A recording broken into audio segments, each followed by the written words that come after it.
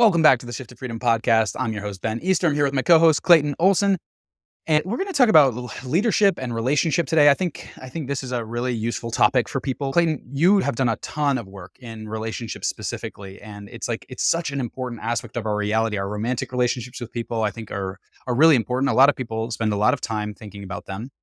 But one of the perspectives that you take that I think is really interesting is that relationship with others is like rooted in relationship in ourselves. And I think the way that relationship shows up in the world can have far reaching impact in our lives. And so I think it'd be really cool for us to take some time today to talk about like leadership and what does it mean to apply some of these like relationship principles and ways of thinking about relationship styles and apply that to leadership so that we can use a new lens to kind of learn some new things about leadership. How's that sound? That sounds great. Yeah, beautiful. So off camera, we were talking about how to increase power and influence in leadership. Yeah. And one of the things we're noticing that there's an intersection there with, well, power and influence have to do with being able to like empower others, being able to influence others, get them to want to do things as well, inspire others. And that all falls in the domain of relationship. Yeah. And your capacity to communicate and how are you relating with people on a deep level. Yeah. And so today, one of the distinctions that we're going to bring in is attachment theory and talk about the different ways that attachment styles actually relate to your capacity, people's capacities to lead others. I love it. And honestly, I think, if in the realm of skills that you can develop in any area of your life, I think relationship skills have got to be the top skills. I mean, like, why are humans, if you believe that we are the dominant species on the planet, which I think most people would, but if we are, why is it? And that has a direct relationship to the way that we are able to connect and organize en masse and to do things that are bigger than what a single individual person can do. And that all comes down to relationship stuff. Yeah. So I'm really excited to talk about this. If you're Absolutely, you're gonna level up in one area of your life, let it be relationships, because it's just so useful. Yeah. And I think to that leveling up and a model for leveling up, a place to start, or let's just say a really high leverage place to look at is attachment theory, because this is something that's become really popular over the last 10 years. And, the origins of it are that there was a guy named Bowlby who created a experiment with children when they were little with their parents, just to observe the ways that the children reacted when the parents left the room. And he was able to understand and start to distinguish that there's a way that kids are attached to their parents. And there's a couple different styles that start to show up in these very early relationships of how we attach to our primary caregiver that say a lot about us, say a lot about our trust in ourselves, say a lot about our trust in life. And what's wild is this style 10, 20 years later, this attachment theory has really now been brought into a romantic context where we look at, are we anxious? Are we secure? Are we avoidant?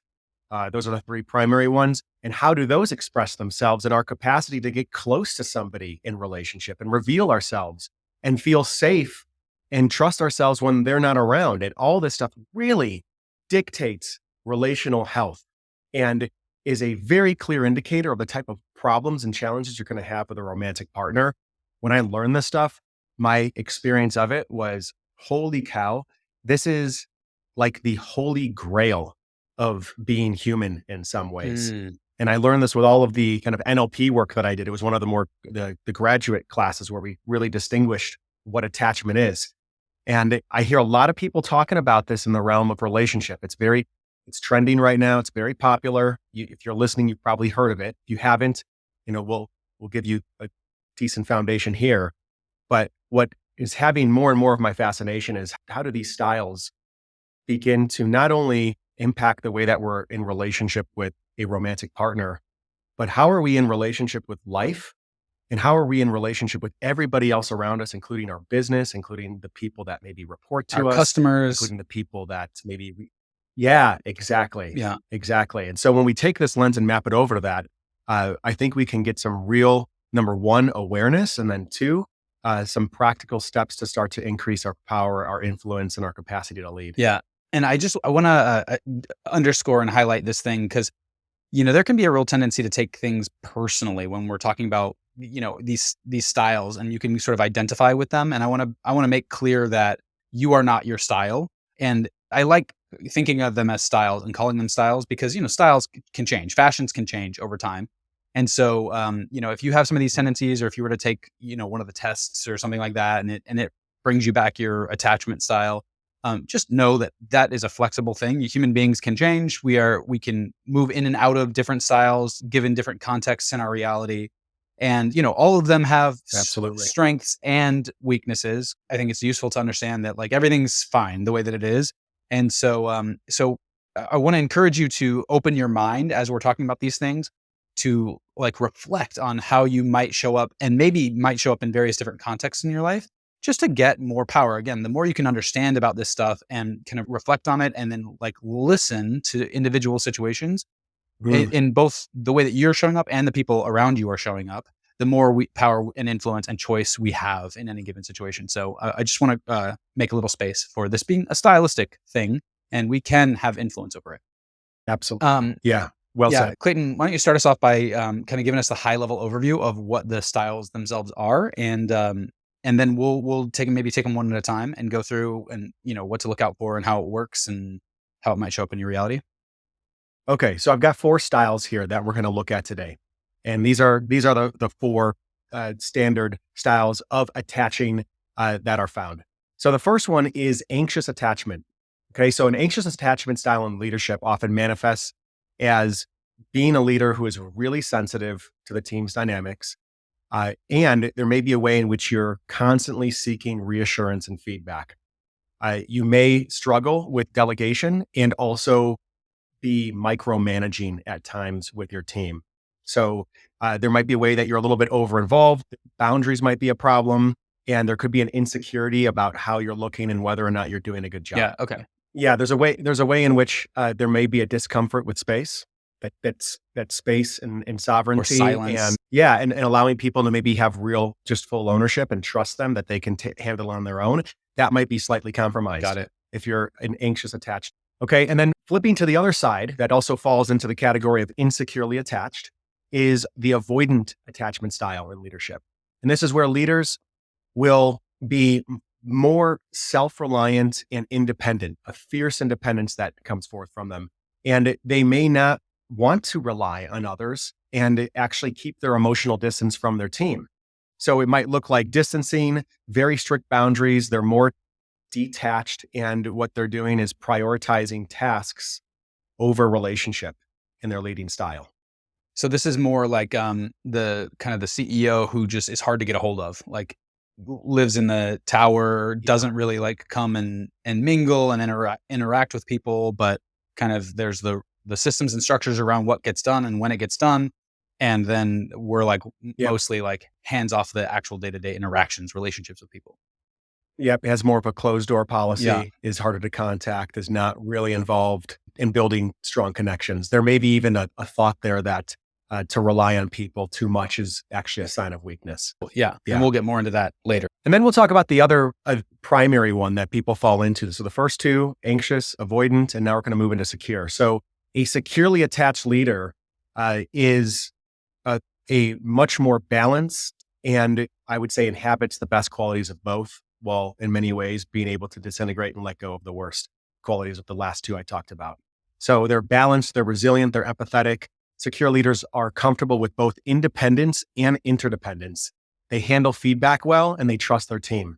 So how they show up is they're supportive, they're empowering, they acknowledge the team's needs, they communicate openly. And they're very well rounded. And here's the key too, they're emotionally intelligent. Mm. This is where I would say emotional intelligence begins to intersect with leadership, is that the secure leader is able to be with their own emotions, communicate through their emotions in a more adept way than the previous And two. also be tuned into the emotions of other people and things that might not be so obvious on the surface. Yeah. Listening to what might the causes of different performance issues might be, things like that, where it's less of like an all or nothing kind of a story and more of like a nuanced understanding of what's going on and a tuned in experience with relationship. You got it. Yeah. And so we'll just talk about the fourth one just briefly Yeah. here. This one's less common. This is the disorganized attachment style in leadership. And This leadership style is often very unpredictable, and it's typically a mix of some of the worst qualities of anxious and avoidant. So they may oscillate between being really involved in what's happening day to day, and then all of a sudden be completely distant and just ghost. Mm. They often respond really well to crises, though, in the workplace, because what typically creates disorganized attachment is growing up in a household where there was a lot of crisis. So there's a way in which they're just kind of built for that. But there's a cost to that. We can always talk about that as we dive deeper into each Yeah. type. One of them, I think, is actually that there can be a creation of or a viewing of the world in through the lens of crisis, which then makes Yes. things that may not be Yeah. crises with another way of looking at them seem like really feel like crises, like really important, high stakes. Right. The house is on fire, everything's going to burn down, that sort of thing. Because once we're in that mode, then we can activate power or whatever, and then so that's going to have its natural consequences. Yeah. Yeah. Well put. Yeah, and you can just imagine the impact that has on other people whose nervous systems aren't built for Yeah, that. totally. So I think it's worth saying Yeah. everybody wants to believe that they're securely attached, right? When we do the evaluation, Everybody wants to be securely right? attached. Yeah. And I think we can believe that we are. But one of the powers of this kind of a lens is really, I think, honest reflection and noticing like when you might actually be experiencing some of these because there's going to be strengths, but there's also going to be some downsides. And when you might be in the experience of some of these downsides, like how to handle them. And in order for that to happen, it's going to be important for us to recognize that we are in those states. And so I want to just encourage you to like open Totally. your mind to the possibility that you might not be as securely attached as a leader as you think you are. I'm going to be playing the same game along with it. Clayton, I would invite you to play it with us too. Mhm. And then just get curious about Yep. like how might some of these patterns be showing up in your reality as we talk through. And so maybe it would be a good place for us to dig into some of the pros, the cons, the impact on the team for each type as Yeah, well. I think you said you had some thoughts that are buttressing these kind of different attachment styles. And so I think that Yes, can be a really useful absolutely. way too Yeah. to identify if you might be stepping into those types of leadership sometimes. Yeah. Because if you recognize Yeah. these thoughts, you're like, oh yeah, that is yep, that's a thought that I think. Yep. Yep. Yeah. So Yep. let's go through that. Let's do Yeah. anxious maybe first. One more thing that I want to put out here, just to piggyback on what you're saying as well. Look, if you're not familiar with attachment styles and you have not taken an assessment yet, there are a number of them online, which I would encourage you to take. I think that there may be a strong correlation between how you show up in your intimate relationship with also how you show up with other people. So if, like myself, I have a tendency to err more towards avoidant, Me and that's too. something Yeah. that I've been working on, and continuing to dig deep within myself and look at more clearly so that I can move more into securely attached. And I've also noticed that the way that expresses itself in my relationship, some of those same feelings also can come out in the way that I lead in the work that I do. When I'm hiring people or working with contractors, I might have more of a tendency to kind of like be a little bit hands off and not diving in. And so if you know your attachment style around your romantic relationship, you might see that it's not that far off for it to begin to have an impact in the way that you just show up everywhere in life. Yeah. So we're just kind of expanding the lens Yeah, here. because how you are is how you are, and where they say wherever you go, there you are. And it's like if you think about your Yep. personality as being a set of connected neurons in your brain that are just like stronger or weaker connections, and you interface with Yep. the world, and how you're wired up is going to show up in all these different ways. Now, that's not to say that it's set or permanent or fixed, but it is to say that like it's going to show up the same way in most of your situations if you can kind of look at it that way. And then the other thing Yep. that you're saying that I really like, I want to highlight is that these are spectrums. You know what I mean? Like we're saying we tend more toward the Mhm. avoidant, right? And so it's not like a light switch. You're not like either avoidant or secure or anxious or disorganized or whatever. It's going to be more of a spectrum that we exist along. And that spectrum, that is the power too, because if you're along a spectrum, you can sort of move toward maybe the secure leadership style and get some of those benefits of everything Yep. going on. Yep, totally. And we can talk about that. Let's throw that in on this one as well as we go through each Yeah, one, let's do it. is a little bit of what you can begin to do.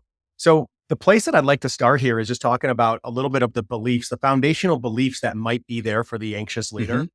that are just kind of simmering in the background, things that we think are reality, but maybe are important for us to excavate, look at, and determine whether or not they're Yep. true. So oftentimes, the anxious attached leader might have an underlying belief that they're not good enough and that if they don't do everything perfectly, they're going to be rejected Hmm. and or that their team actually can't be trusted. And so if they take their eyes off their team, that everything's going to fall apart. So there might be a belief that they need to get constant feedback and reassurance from others in order to affirm their worth and decisions. So there's like an external validation that may be present for them, Hmm. a deep-seated fear of rejection.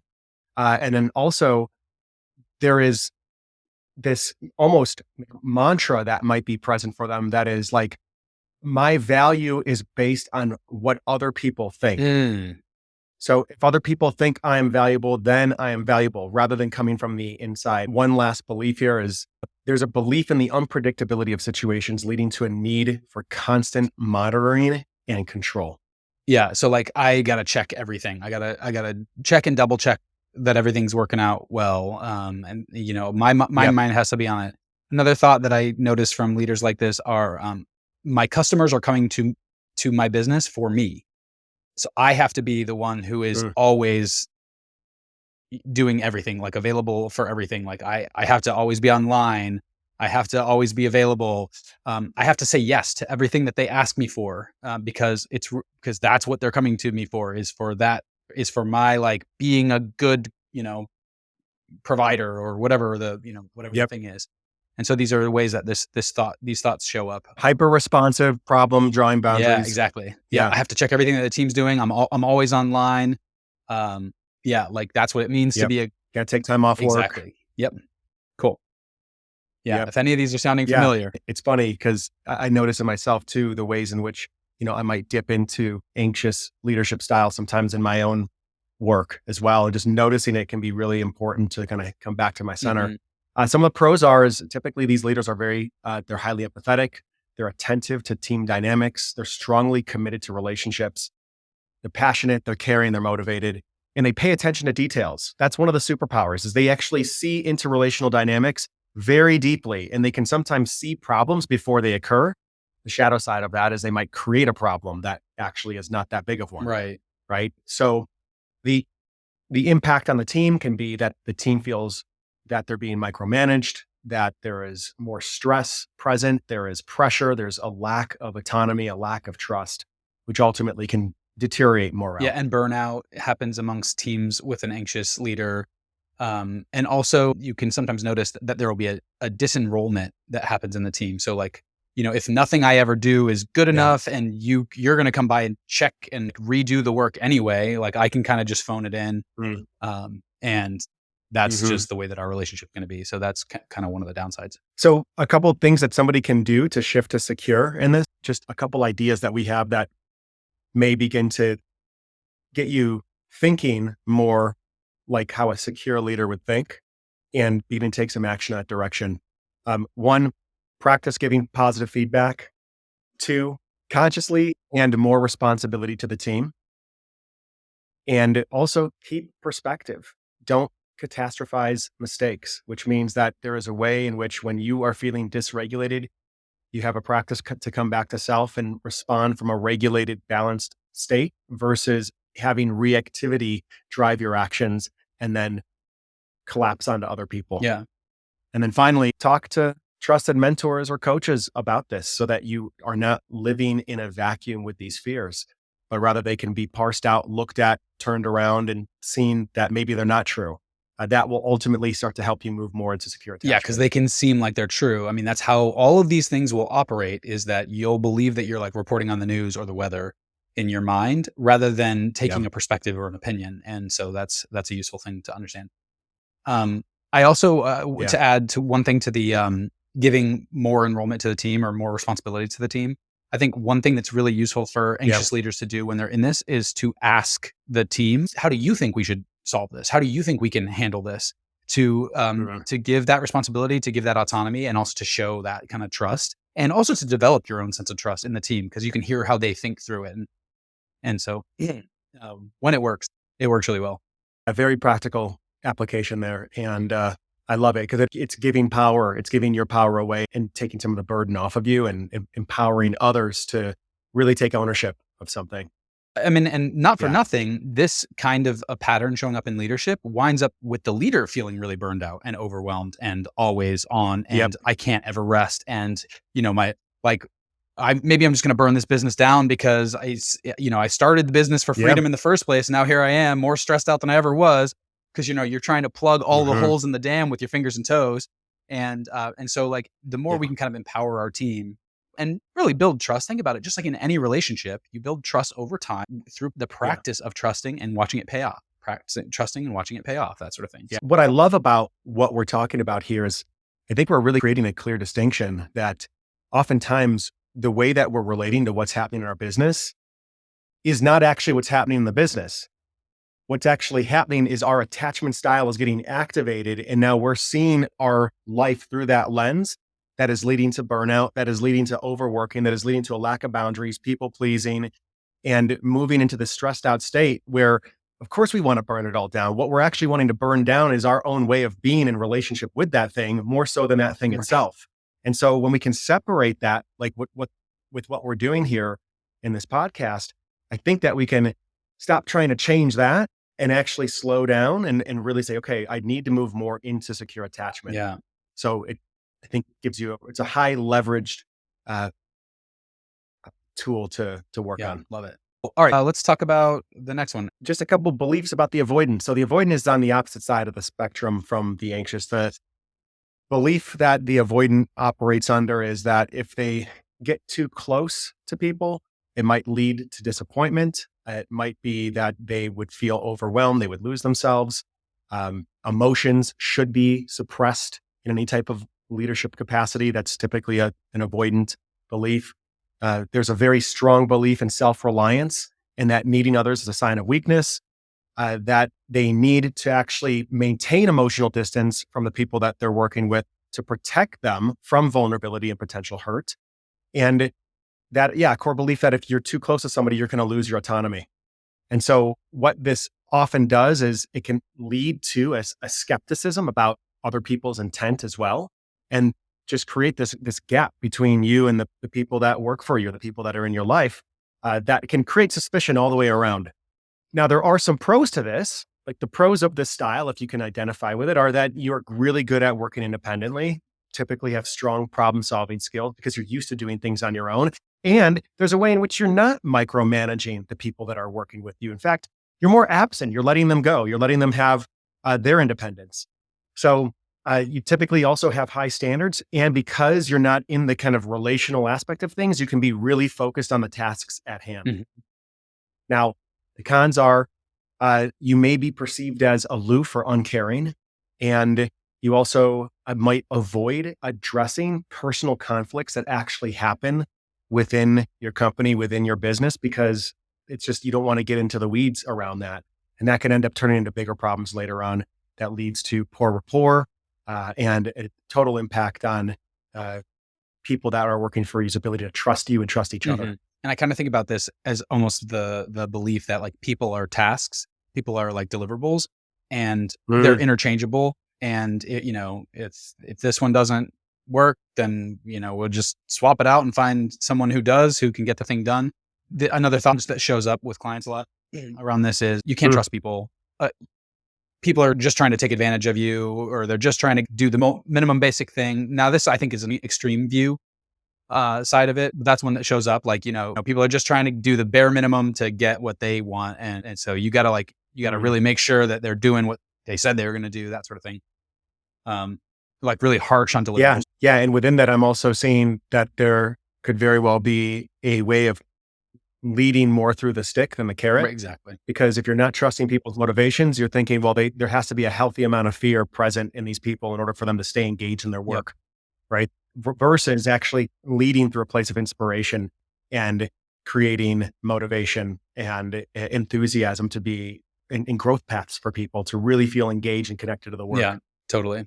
The cons, you're going to lose enrollment with people. You're going to lose relationship with Yep. people. You're going to lose some of people's best, highest level and their genius level because we're entering Yes. into a relationship where we're not trusting each other, where we're operating from a place of doubt and skepticism, and then we're just not building a solid relationship. Like imagine in the context of an interpersonal relationship what that looks like, right? Like what happens when you're showing up with Mm. the person that's close to you and you're not trusting them, you can't rely on them, and that's just the stance that you're taking. Like what happens to the closeness, what happens to the relationship, what happens to their willingness to show up in the relationship?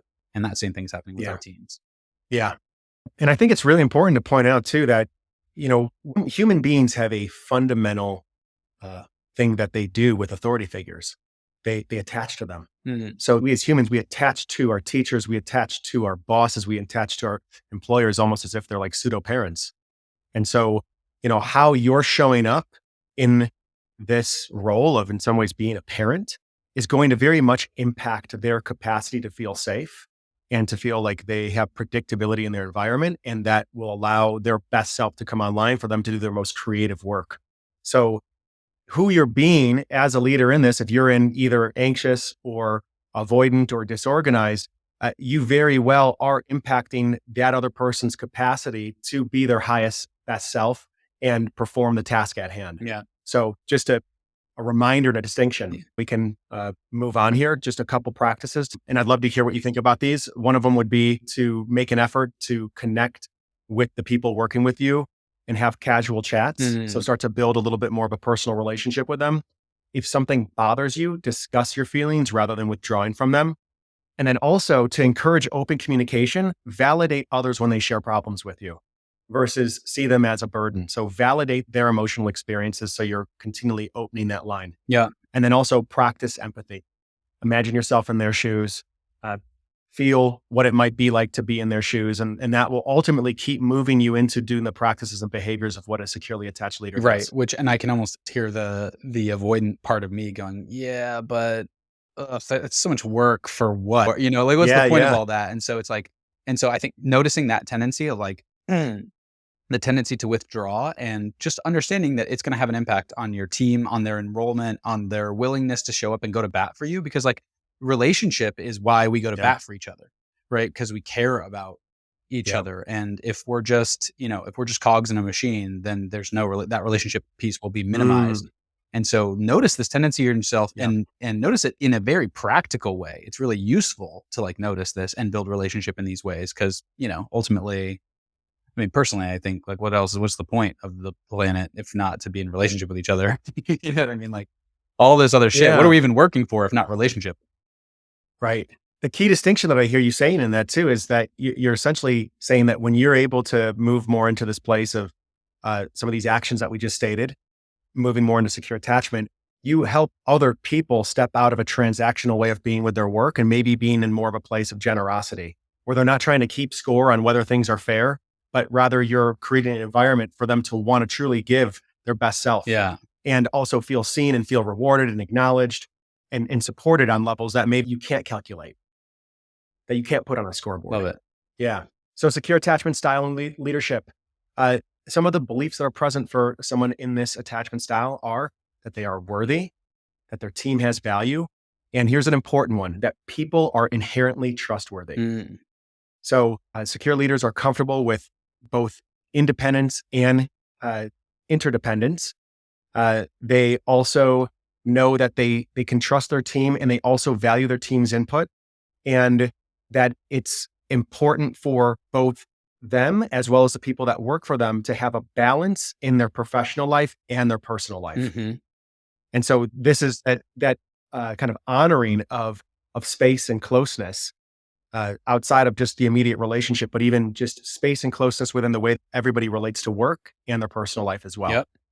I'm curious if there's anything else that you would add to Yeah. that. So secure leader common thoughts that come up are like, we can figure this out. Everything's going to be okay. I hear a lot. I have a really amazing team. I can trust them to take care of their stuff.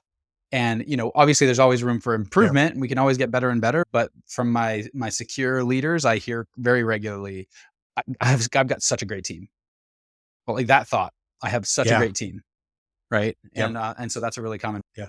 Yeah. So I hear it in many ways, like, and just I think an importance of collaboration, right? Just that the whole is greater than the sum of the parts. Yeah. And there's just a knowing of that. Yeah.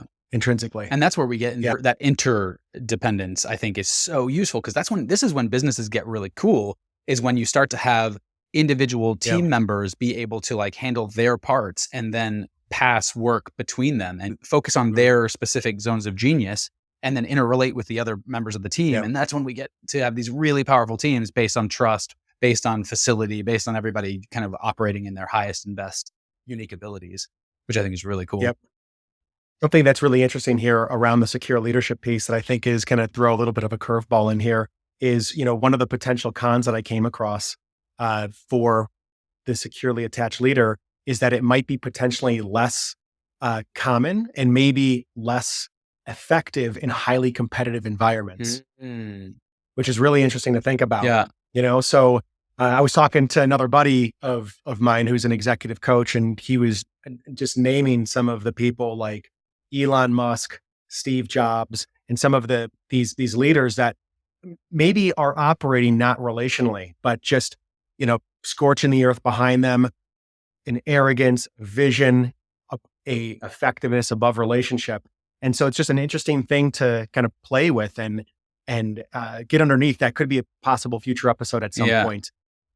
But overall, I do see that. I think if we're talking about sustainability and having people that stick with you and that are going to be in the trenches and working with you towards an aligned goal where you're not cutting people out and dysregulating them and leading out of fear, if you're going to do the marathon, I think that secure attachment and leadership is probably the most effective. Yeah. Cause they say, if you want to go fast, go alone. If you want to go far, go together. Right. And so beautiful. Yes. you know what I mean? And so it's like, maybe there's like these bursts, and look, I'm not here to say, Elon's not doing something great for the world, or Bezos isn't doing something great for the world, or what I am, what I am saying is that there are probably going to be pros and cons of both. And honestly, I think this is also values are going to be really important, because for me, relationship is the most important thing, not achievement. And I think that, either are fine. You can have whichever one. And it's not that you have to sacrifice the one for the other, but it's like, it's just a question of what's most important to you as a leader, as an individual, that sort of thing. So. Yeah, totally. Yeah. So finally, just a couple of things here around like the impact on the team, just so we can kind of round this out. What is it that the secure leader brings and what kind of impact does it have? There's a positive work environment. There's high team morale. There's effective communication, and you create loyalty and well-being and confidence in yourself. There's a culture that can be created from this secure base that otherwise might be compromised or fractured in some ways with these other two styles. Plus, they feel, I think, more stressful in general. I think that's one of the biggest benefits of a secure leadership attachment is you feel more comfortable. Like you feel like things are smooth and flowing, and like the feeling of trust feels really good, that sort of thing. Yes. Yeah. So, and I just want to like underpin some of the things that I think are really key for this distinction, for being in the secure, is like responsibility, a sense of personal responsibility, and a sense of other responsibility, like that everybody is kind of responsible for their own experience, I think is really critical. A sense of acceptance of things, the way that they happen to show up in the world, and the way that you are, and the way that your team is, and, the practices and tendencies that we have in ourselves, I think is really critical. And then I think that there's this main character energy that's really a useful kind of frame, which is that like I am the center of my reality and you are the center of your reality. This is related to responsibility, but I think that the avoidant maybe has this main character energy, but the anxious doesn't as much have the main character energy. It's like your experience is more important than my experience. This is where you get like more of a martyr complex. But I just think that these are some of the things, the underpinnings that are really useful, is like being in responsibility, being accepting of situations exactly as they are, people as exactly as they are. Not to say that we don't want them to change, but that we're accepting of them as they are right now, because that's going to give us our best at bat for making changes in the first place. This main character energy, and then this sense of belonging as well, that you belong in the world, and that you belong together, you belong at any table you're at. And I think these are really useful kind of underpinning things. Yeah, love it. There's a presupposition in NLP that states something to the effect of that the element within the system that has the most flexibility controls the system. The element within the system that has the most flexibility controls the system. And what we're talking about, if we look at this through a flexibility lens, The avoidant attachment has a really great capability to be independent, but does not have a lot of flexibility to connect. Right. The anxious has a lot of flexibility to connect, but not a lot of flexibility to actually back away and allow things to trust that things will work even if we're not looking at them. The securely attached leader has flexibility and can actually enter into the best of both worlds. Yeah. Right. So there's a way that they can adapt and move and shift and allow themselves to be fully present for what is presenting itself and to make sober, calculated moves that are driven from values and alignment versus be reactive. Yeah, love that. Which is what we see a lot in anxious and avoidance. There's a lot of reactivity that can be present when people start to get pushed up against their edge, falling into default patterns that are not relational and ultimately can compromise the foundation. Love it. So for all you listening out there, I'd love to hear your thoughts. Feel free to reach out to us in the DMs and on Instagram. Either Clayton or I will put the links in the show notes. But we'd love to hear your thoughts about this. Like, how did you recognize any of these thoughts in you? Yeah. Is there anything that you'd like to work on as a result of this? Just take a moment to reflect, ask yourself that question, and see what learnings and opportunities do you have from this kind of a lens of looking at the world. Any final thoughts, Clayton? No, I think we covered it. All right, everybody. Thanks for listening, and live your freedom. Love your life. Hey there, shifters. If you enjoy the podcast and you've been wanting to take your game to the next level, you might want to hear about our new program. We're calling it the Mindset Gym, and it's a virtual community where we take all the tips, tricks, and strategies and we put them into practice. Ever notice how when you go to an exercise class, you always seem to push a little harder than when you work out on your own? Well, the Mindset Gym is like a group exercise class for your business. Imagine a community of badass business owners coming together a couple of times a month to work on their mindsets, strategies, and find some business besties. It's all about practicing together. Sound like something you might want to be a part of? Check out the link in the show notes or go to lucidshiftcoaching.com/the-mindset-gym to learn more.